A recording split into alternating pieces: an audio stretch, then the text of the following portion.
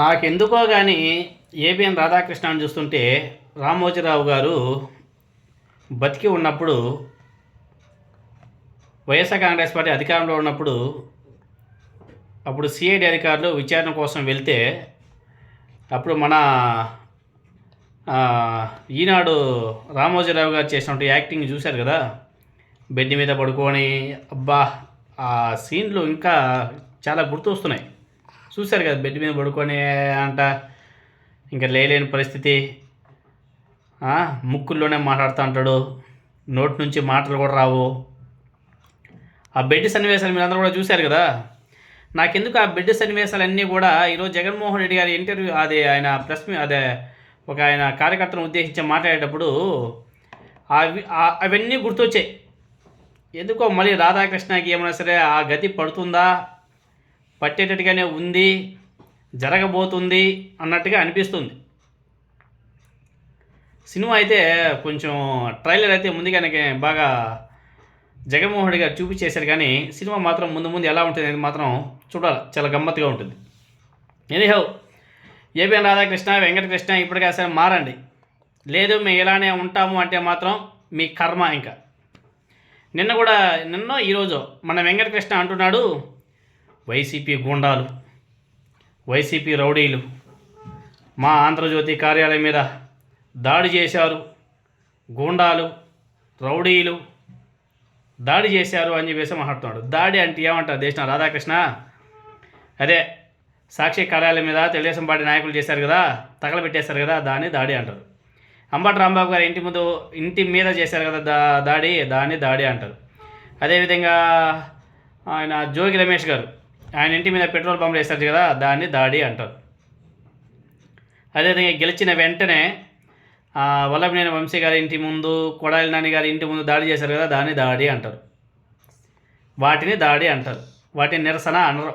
నిరసన అంటే ఎలా ఉంటుందంటే, నిన్న ఈరోజు మీ కార్యాలయాల ముందు వైసీపీ నాయకులు, మహిళా నాయకులు, కార్యకర్తలందరూ కూడా వచ్చి ప్లకార్డులు చేతిలో పట్టుకొని నిరసన తెలియజేశారు కదా, దాన్ని నిరసన అంటారు, దాడి అనరు.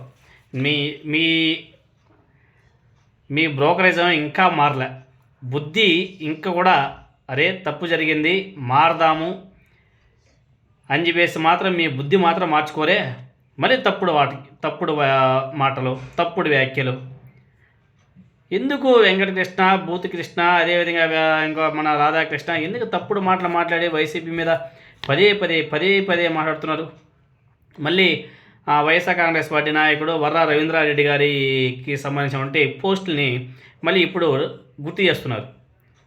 వైఎస్ఆర్ కాంగ్రెస్ పార్టీ అధికారంలో ఉన్నప్పుడే అప్పుడు ఒక టీంని వేసి ఇన్వెస్టిగేషన్ కూడా చేయించారు. వర్రా రవీంద్రారెడ్డి గారి పేరుతో తెలుగుదేశం పార్టీ నాయకులు పేరుని వాడుకొని సోషల్ మీడియాలో అకౌంట్ ఓపెన్ చేసి ఆ తెలుగుదేశం పార్టీ కార్యకర్తలే విజయమ్మ గారి మీద, అదేవిధంగా షర్మిల గారి మీద పనికి మాలిన పోస్టులు వేసి చేస్తే ఆనాడు వైసీపీ అధికారంలో ఉన్నప్పుడే మొత్తం తేలిపోయింది. ఎక్కడో విజయవాడలోనో విశాఖపట్నంలోనో ఎక్కడో తెలుగుదేశం పార్టీ కార్యకర్త వర్రా రవీంద్రారెడ్డి గారి పేరు పెట్టుకొని ట్వీట్లు చేశారు, అతను అరెస్ట్ చేశారు, రిమాండ్ కూడా పంపించారు. కానీ స్టిల్ ఇప్పటికి కూడా నిన్న కూడా వెంకటకృష్ణ వర్రా రవీంద్రారెడ్డి గారికి సంబంధించి ప్రస్తావించారు. సిగ్గన ఉండాలి కదా కొంచెమైనా సరే. అరే ఆల్రెడీ పోలీస్ ఇన్వెస్టిగేషన్లో తేలిపోయింది, అది వర్రా రవీంద్రారెడ్డి గారి అసలు అకౌంట్ కాదు, అది తెలుగుదేశం పార్టీ కార్యకర్తలు నాయకులు మార్పు చేసి దొంగ అకౌంట్ క్రియేట్ చేసుకొని అతని పేరుని వాడుకొని అలా చేయడం జరిగింది.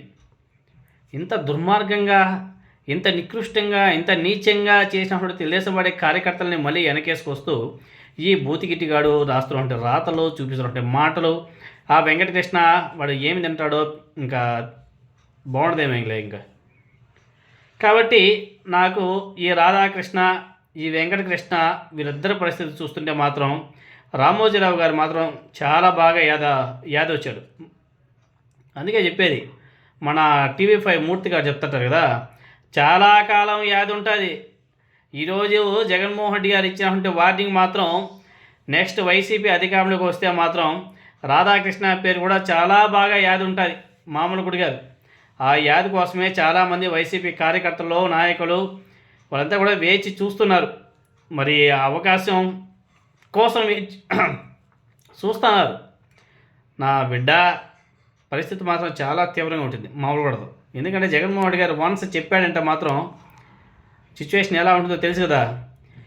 తిప్పని పోలీస్ స్టేషన్ అంటూ ఉండదు. ఆ పాయింట్ చాలా ఇంపార్టెంట్ అప్ప. జగన్మోహన్ రెడ్డి గారు అన్నమాట తిప్పని పోలీస్ స్టేషన్ అంటూ ఉండదు. మా కార్యకర్తల మీద గతంలో ఎప్పుడో ఏదో కామెంట్ చేశారని ఇప్పుడు మీరు అధికారంలోకి వచ్చిన తర్వాత వాళ్ళ మీద కేసులు పెట్టి జైల్లో పెట్టి రిమాండ్ విధించి పోలీస్ స్టేషన్కి తీసుకెళ్ళి లాఠీ చార్జ్ చేసి వాళ్ళు ఇబ్బందులకు గురి చేస్తారా?